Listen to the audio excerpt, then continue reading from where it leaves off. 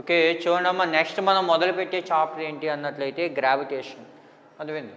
అందులో first concept వచ్చి Newton's universal law of gravitation. ఇక్కడ గ్రావిటీ అన్నట్లయితే ఈ యూనివర్స్లో ఉన్నటువంటి ప్రతి వస్తువు కూడా, ప్రతి బాడీ కూడా ఇంకొక బాడీని అట్రాక్ట్ చేయడానికి చూస్తుంది. అర్థమైందమ్మా. ఇక్కడ చూడండి, M1 M2 మాసెస్ ఉన్నటువంటి 2 బాడీస్ తీసుకోండి. అదేనమ్మా, consider 2 bodies of masses M1 and M2.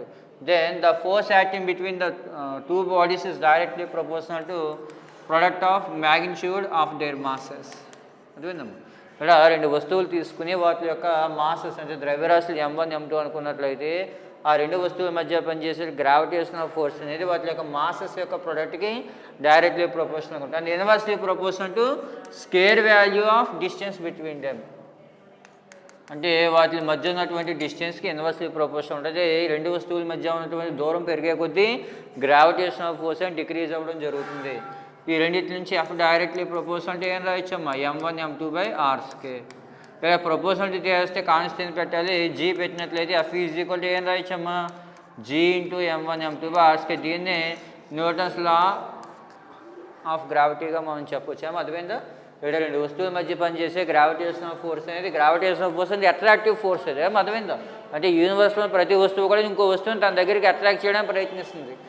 ఆ ఫోర్స్ అనేది వాటి మధ్య ఉన్నటువంటి మాసెస్ యొక్క ప్రొడక్ట్ డైరెక్ట్లీ ప్రపోర్షనల్గా ఉంటుంది, డిస్టెన్స్కి ఇన్వర్స్లీ ప్రపోర్షనల్గా ఉంటుంది. అంటే F డైరెక్ట్లీ ప్రపోర్షనల్ అంటే ఏం రాయొచ్చమ్మా, M1 M2/r². ప్రపోర్షనల్ చేస్తే కాన్స్టెంట్ పెట్టాలి కాబట్టి G పెట్టినంటే F ఏం రాయొచ్చు, G × M1 M2/r² రాయొచ్చు. ఇక్కడ Gని యూనివర్సల్ గ్రావిటేషనల్ కాన్స్టెంట్గా చెప్పడం జరుగుతుంది. G వాల్యూ వచ్చి 6.67 × 10⁻⁻11 Nm²/kg². అర్థమైందా. మీకు ప్రాబ్లమ్స్ అప్పుడు అవసరం అవుతుంది. ఇది Gని యూనివర్సల్ గ్రావిటేషనల్ కాన్స్టెంట్ అంటాం.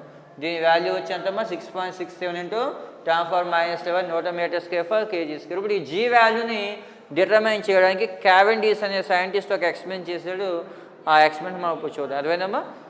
Determination of G by using Cavendish method. Cavendish method ప్రకారం ఆ G వాల్యూని ఎలా కనిపెట్టాలి ఏంటో ప్రాక్టికల్లో ఒకసారి చూద్దాం.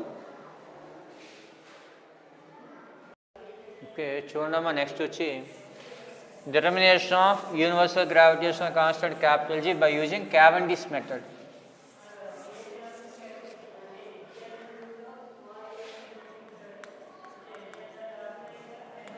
Determination of universal gravitational constant G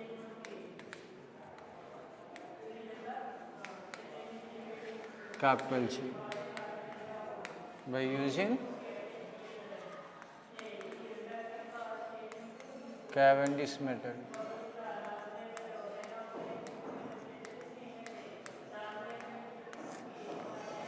ఇలా క్యావెండిష్ మెథడ్ని ఉపయోగించి Gని ఎలా ఫైండ్ అవుట్ చేయాలి. ఇక్కడ ఏం చేస్తారంటే AB అనే ఒక స్మాల్ రాడ్ తీసుకోండి. AB అనే ఒక స్మాల్ రాడ్ తీసుకుని దానికి 2 స్మాల్ లెడ్ స్పియర్స్, అదేనమ్మా లెడ్తో చేసినటువంటి స్పియర్స్ని పెట్టండి. చిన్న లెడ్ స్పియర్స్ని పెట్టండి. సైకిల్ బాల్స్ లాంటివి మరి చిన్నవి, ఇంకా అంతకన్నా చిన్నవి 2 లెడ్ స్పియర్స్ పెట్టండి. AB అని ఒక రాడ్కి ఇలా ఒక రాడ్ తీసుకుని దానికి ఇటువైపు ఒక చిన్న స్పీర్, ఇటువైపు ఒక చిన్న స్పీర్ పెట్టి దీన్ని ఒక ఫైన్ వైర్ అంటే సన్నగా ఉండేటువంటి తీగతో వేలాడదీయండి. అర్థమైందా. AB అనేటువంటి ఒక రాడ్ తీసుకుని దాన్ని సన్నగా ఉండేటువంటి రాడ్తో సస్పెండ్ చేయండి. ఇక్కడ AB అనేటువంటి 2 స్మాల్ లెడ్ స్పియర్స్ని రాడ్కి కనెక్ట్ చేయండి. ఇప్పుడు ఏం చేస్తారంటే వీటికి ఆపోజిట్ డైరెక్షన్లో 2 బిగ్ లెడ్ స్పియర్స్ని తీసుకురండి. అదేనా B1 B2 లేదా S1 S2. S1 S2 అనేటువంటి 2 బిగ్ లెడ్ స్పియర్స్ని ఆపోజిట్ డైరెక్షన్లో తీసుకొచ్చినట్లయితే ఈ రెండింటికి మధ్య గ్రావిటేషనల్ ఫోర్స్ అనేది యాక్ట్ చేసి ఆ రాడ్ ఒకసారిగా రొటేట్ అవ్వడం జరుగుతుంది. అర్థమైందా. ఇక్కడ చూడండి, ఇక్కడ AB అనేటువంటి ఒక రాడ్ తీసుకుని దానికి 2 స్మాల్ సైజ్ లెడ్ స్పియర్స్ పెట్టి వాటి దగ్గరికి ఏం చేయాలి, S1 S2 అనేటువంటి 2 బిగ్ లెడ్ స్పియర్స్ని తీసుకొచ్చినట్టే. అర్థమైందమ్మా. ఇప్పుడు ఈ రాడ్ మీద గ్రావిటేషనల్ ఫోర్స్ అనేది ఆపోజిట్ డైరెక్షన్లో యాక్ట్ చేసి ఇక్కడ కొంత టార్క్ అనేది యాక్ట్ చేయడం జరుగుతుంది. గ్రావిటేషనల్ ఫోర్స్ వల్ల వచ్చేటువంటి టార్క్ ఎంత అంటే చూడండి, gravitational torque is equal to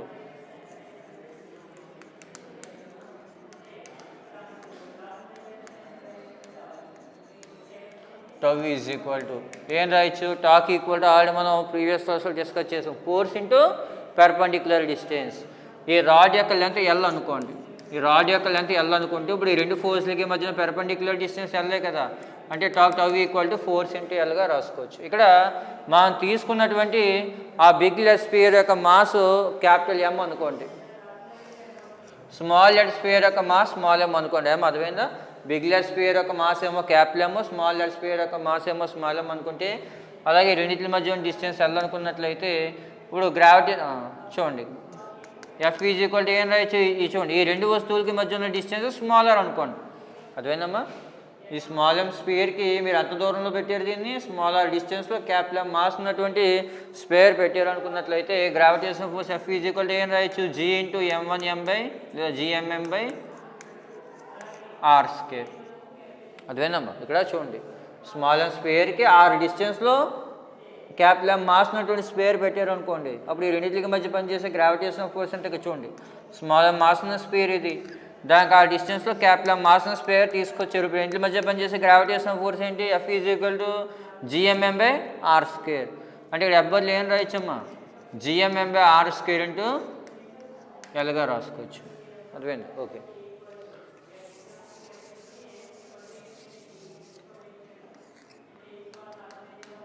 ఇప్పుడు ఇదే రాడ్ అనుకోండి, ఇటువే ఒక స్పేర్ పెట్టి ఇక్కడ స్పేర్ పెట్టాం, దీని దారంతో వేలాడి తీసాం. ఇప్పుడు దీని దగ్గరికి ఏం చేసాం, క్యాపిటల్ మాస్ను ఒక స్పేర్ని ఇటువైపు నుంచి ఒకటి తీసుకువెళ్తే ఫోర్స్ యాక్ట్ చేసి ఇది రొటేట్ అయింది.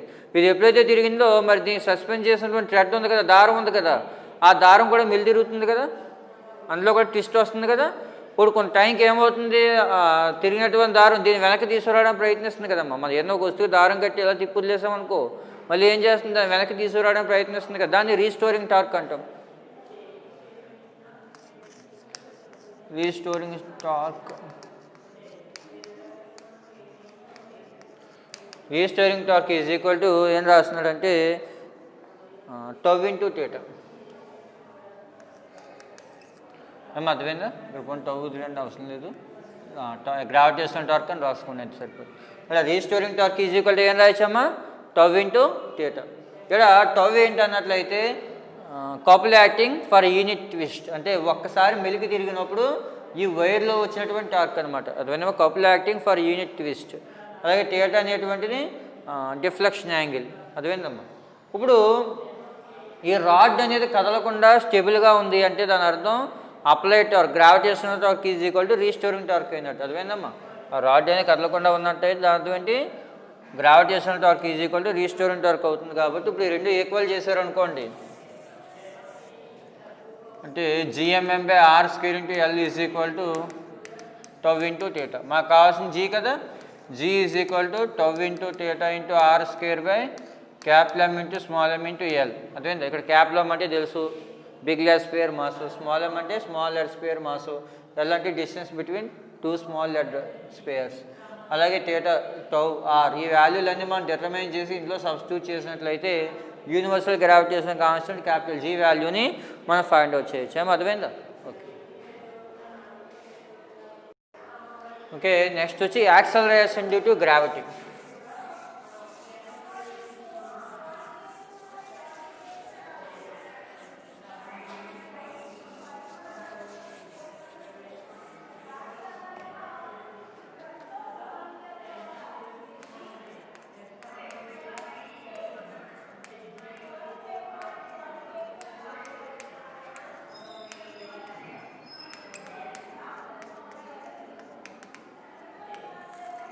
మన నెక్స్ట్ కాన్సెప్ట్ వచ్చి యాక్సలరేషన్ డ్యూ టు గ్రావిటీ. ఇక్కడ యాక్సలరేషన్ డ్యూ టు గ్రావిటీ అంటే ఒక ఫ్రీలీ ఫాలింగ్ బాడీని తీసుకున్నట్లయితే, అంటే పైనుంచి కింద పడే వస్తువుని తీసుకున్నట్లయితే గ్రావిటీ వల్ల దాని యొక్క వెలాసిటీలో చేంజ్ వస్తుంది, దాన్ని యాక్సలరేషన్ డ్యూ టు గ్రావిటీ అంటాం. ఎందుకంటే గ్రావిటీ అంటే యాక్సలరేషన్ అంటే ఏంటి, వెలాసిటీలో చేంజ్ రావడమే కదా.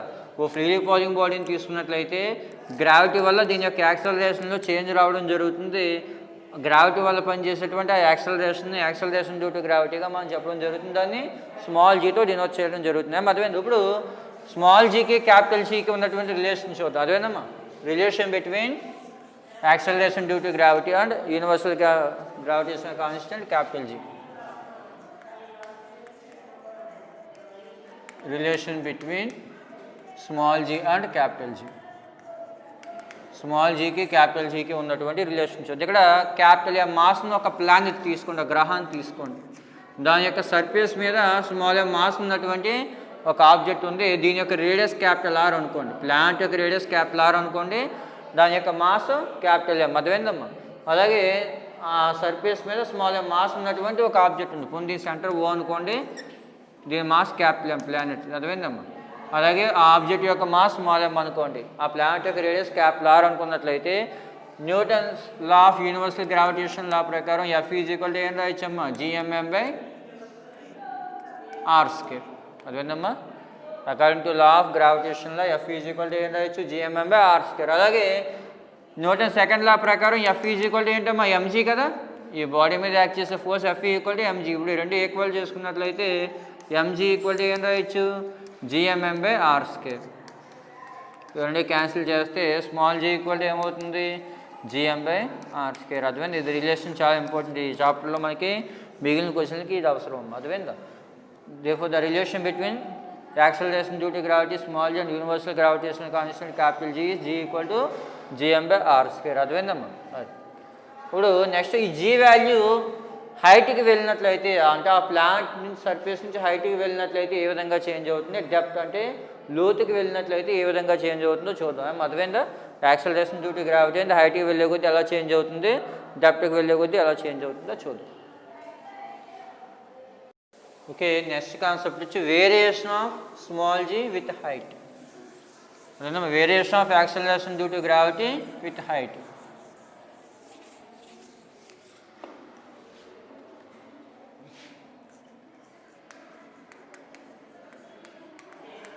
Variation of small g with height. ఇక్కడ consider a planet of radius capital R. Capital R radius ఉన్నటువంటి ఒక ప్లానెట్ తీసుకోండి. ఆ ప్లానెట్ యొక్క సర్ఫేస్ నుంచి హెచ్ హైట్లో స్మాల్ ఎం మాస్ ఉన్నటువంటి ఒక ఆబ్జెక్ట్ ఉంది. అదేంటమ్మా?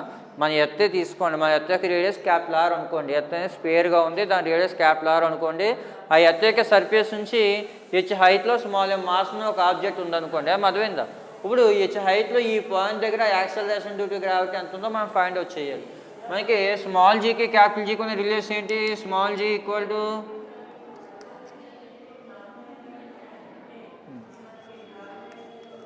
GM by distance whole square. ఇక్కడ ఆర్ బదులు ఏం రాయాలి? R plus H whole square రాయాలి. ఈ హెచ్ హైట్ దగ్గర కడుతున్నాం కాబట్టి జిహెచ్ ఈజ్ ఈక్వల్ టు ఏం రాయొచ్చమ్మా? GM by R plus H whole square. అర్థమైందా? స్మాల్ జీకి క్యాపిటల్ జీకి రిలేషన్ ఏమొచ్చింది? Small G equal to GM by R square వచ్చింది. ఇక్కడ మా ప్లాంట్ యొక్క మాస్ క్యాపిటల్ ఎం అనుకున్నాం. డిస్టెన్స్ అంతా ఇక్కడ నుంచి ఇక్కడికి ఆర్ ప్లస్ హెచ్ కదమ్మా, మొత్తం R plus H whole square రాయాలి. అలాగే ఈ ఆబ్జెక్ట్ కరెక్ట్గా ప్లానెట్ మీద ఉందనుకోండి. అదేందమ్మా? కరెక్ట్గా ప్లానెట్ సర్ఫేస్ మీద ఉంది అనుకున్నట్లయితే ఏంటి? Acceleration due to gravity at small H height. అలా కాకుండా ఆన్ ది సర్ఫేస్ అనుకోండి, on the surface of planet small G equal to ఏం రాయొచ్చమ్మా? GM by R square. దాని నుంచి జిఎం ఈజ్ ఈక్వల్ టు ఏం రాయొచ్చు? GR square. ఇప్పుడు ఇక్కడ జిఎం బదులు ఏం రాసుకోవచ్చు? జిఆర్ స్క్వేర్ రాసుకోవచ్చు కదా. అంటే GH is equal to GR square by R plus H whole square. అర్థమవుతుందమ్మా? ఇక్కడ మనం ముందు హెచ్ హైట్కి వెళ్ళాం. హెచ్ హైట్ దగ్గర acceleration due to gravity find out చేసాం. GH is equal to GM by R plus H. ఇప్పుడు సర్ఫేస్ మీదకి వచ్చాం. సర్ఫేస్ దగ్గర యాక్సలరేషన్ డ్యూ టు గ్రావిటీ అంటే G equal to GM by R square. అప్పుడు జిఎం ఈక్వల్ టు ఏంటి? GR square కదా. Cross multiplication చేస్తాం. అంటే ఇక్కడ జిఎం బదులు ఏం రాయొచ్చు? జిఆర్ స్క్వేర్ రాసుకోవచ్చు. తర్వాత ఈ ఆర్ స్క్వేర్ని కింద డినామినేటర్లో తీసుకొచ్చేసారు అనుకోండి, ఎలా రాసుకోవచ్చు కదా దీన్ని? ఆర్. ఈ ఆర్ని కింద తీసుకొచ్చేసి G by R plus H by R whole స్క్వేర్గా రాసుకోవచ్చు కదా. ఇక్కడ స్క్వేర్ ఉంది, ఇక్కడ స్క్వేర్ ఉంది కాబట్టి కామన్గా స్క్వేర్ రాసుకోండి.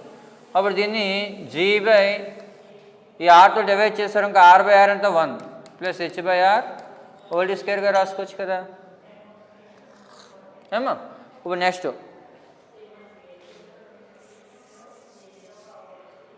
therefore GH is equal to G into 1 plus H by R whole for -2గా రాసుకోవచ్చా? ఈ డినామినేటర్లో ఉన్న ఈ టర్మ్ పైకి తీసుకువెళ్తే +2 ఏమవుతుందమ్మా -2 అవుతుంది కదా. అంటే GH is equal to G into 1 + H bar power -2. ఇక్కడ H బార్ని X అనుకున్నారు అనుకోండి, ఇది ఏ రూపంలోకి వస్తుంది 1 + X - n is equal to 1 - X అనమాట. అర్థమైందమ్మా. ఇక్కడ X అనేటువంటిది బాగా చిన్నది అయినట్లయితే కనుక 1 + X power -n is equal to ఏం రాయొచ్చు 1 - X < 1 అయితే X < 1 అయితే 1 + X power -n is equal to ఏం రాయొచ్చమ్మా 1 - NXగా రాసుకోవచ్చు. అర్థమైంది. ఇది ఫార్ములా అనమాట. బైనామియల్ ఎక్స్పెన్షన్ ఉంటుంది, దిపర్ సిద్ధాంతం ఉంటుంది. దాని ప్రకారం 1 + X power -n equal to 1 - NX రాయొచ్చు. దాని ప్రకారం అప్పుడు GH ఈజ్ ఈక్వల్ టు ఏమవుతుంది G ఇంటూ 1 - 2H/R అవుతుంది. GH is equal to G into 1 - 2H/R అవుతుంది. ఇక్కడ GH అంటే H హైట్లో గ్రావిటీ అని. అర్థమైందా. GH అంటే H హైట్లో గ్రావిటీ, G అంటే సర్ఫేస్ మీద ఉన్న గ్రావిటీ. అంటే హైట్ వెళ్ళే కొద్దీ H ఇంక్రీజ్ అయ్యే కొద్దీ 1 - కాబట్టి ఏమవుతుంది ఈ టర్మ్ డిక్రీజ్ అవుతుంది. అంటే హైట్కి వెళ్ళే కొద్దీ యాక్సలరేషన్ డ్యూ టు గ్రావిటీ తగ్గుతూ వెళ్తుంది. అదేవిధంగా మనం ఎంత ఎక్కువ హైట్కి వెళ్తే అంటే గ్రావిటీ తగ్గిపోతుంది అన్నమాట. యాక్సలరేషన్ డ్యూ టు గ్రావిటీ అనేది తగ్గుతుంది అమ్మా. అది తర్వాత డెప్త్కి వెళ్ళే కొద్దీ variation of G with depth చూద్దాం. ఓకే, నెక్స్ట్ వచ్చి variation of G with depth అంటే లోతుకి వెళ్ళే కొద్దీ G వాల్యూ ఏ విధంగా చేంజ్ అవుతుంది.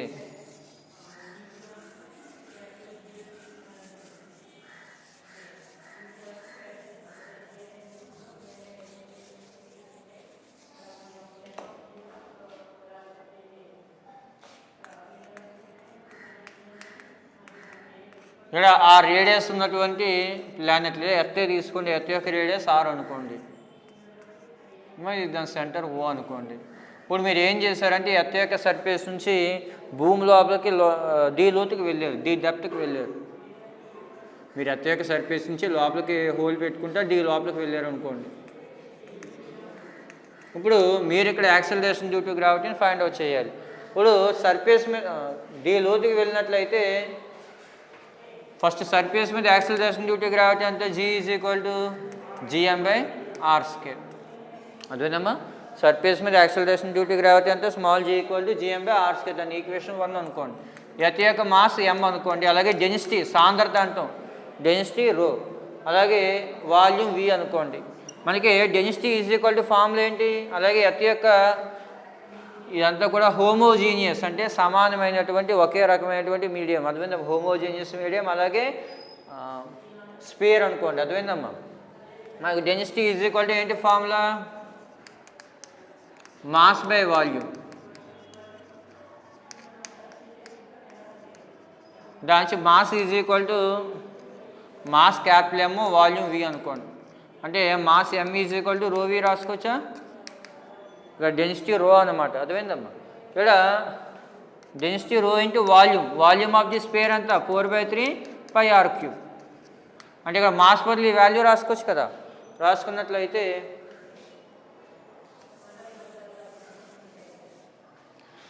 G is equal to capital G into ρ into 4/3πr³/r².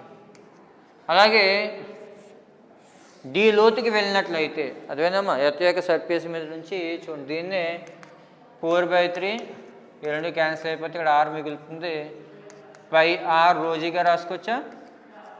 Small g is equal to అంటే సర్ఫేస్ మీద మనం ఇంకా సర్ఫేస్ మీద కట్టాం, లోపలికి వెళ్ళలేదు. సర్ఫేస్ మీద యాక్సలరేషన్ డ్యూ టు గ్రావిటీ ఎంత వచ్చింది G ఈక్వల్ టు 4/3πr. ఇక్కడ R² ఉంది, ఇక్కడ R³ ఉంది కదా, క్యాన్సిల్ అయిపోతే ఇక్కడ R మిగులుతుంది. అదేందమ్మా. అందువల్ల 4/3πr√G అవుతుంది. ఇప్పుడు D లోతుకి వెళ్ళినట్లయితే GD ఈజ్ ఈక్వల్ టు ఏం రాయొచ్చు 4/3πr-d√Gగా రాయాలి. అదేందమ్మా. D లోతుకి వెళ్ళినట్లయితే ఈ మొత్తం వాల్యూ R కదమ్మా. D లోతుకి వెళ్తే ఇంక మిగిలిన డిస్టెన్స్ ఎంత అవుతుంది, ఇక్కడ నుంచి ఇక్కడికి R-d కదా. అదేందా. ఇది సర్ఫేస్ అనుకుంటే మొత్తం రేడియస్ R అమ్మా. మీరు D లోపలికి వెళ్తే ఇంకా రిమైనింగ్ డిస్టెన్స్ ఎంత అవుతుంది R-d కదా. అందువల్ల ఈసారి ఇక్కడ గ్రావిటీ ఎంత అవుతుంది GD is equal to 4/3πr-d√G అవుతుంది. ఇప్పుడు ఏం చేస్తారంటే GD/G కట్టండి. GD/G is equal to 4/3πr-d√G/4/3πr√G. 4/3π అలాగే రో జీజీ క్యాన్సిల్ అయిపోతే GD by G equal to ఏమవుతుంది R minus D by R వస్తుంది. GD by G is equal to R by R minus D by R ఏమో ఈ cancel అయిపోతే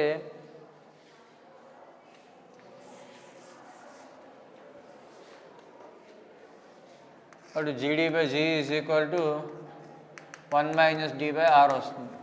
అటు GD is equal to ఏమవుతుందమ్మా G into 1 minus D by R వస్తుంది. అంటే ఇక్కడ 1 మైనస్ ఎప్పుడైతే వచ్చిందో డి వాల్యూ ఇంక్రీజ్ అయ్యే కొద్దీ యాక్సలరేషన్ డ్యూ టు గ్రావిటీ అనేది డిక్రీజ్ అవ్వడం జరుగుతుంది. అంటే మనం భూమి లోపలికి వెళ్ళినప్పుడు కూడా యాక్సలరేషన్ డ్యూ టు గ్రావిటీ అనేది తగ్గుతుంది. అదే మన ఎర్త్ యొక్క సర్ఫేస్ నుంచి హైట్కి వెళ్ళినా డెప్త్కి వెళ్ళినా అంటే భూమి లోపలికి వెళ్ళినా లోతుకి వెళ్ళినా కానీ యాక్సలరేషన్ డ్యూ టు గ్రావిటీ అనేది డిక్రీజ్ అవ్వడం జరుగుతుంది ఏమో ఆ ఎక్స్ప్రెషన్ ప్రకారం.